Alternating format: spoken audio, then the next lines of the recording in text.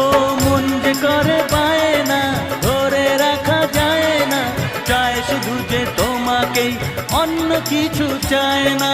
জানাই তোমাকে তা দুটি চোখের ভাষা, এই তো ভালোবাসা।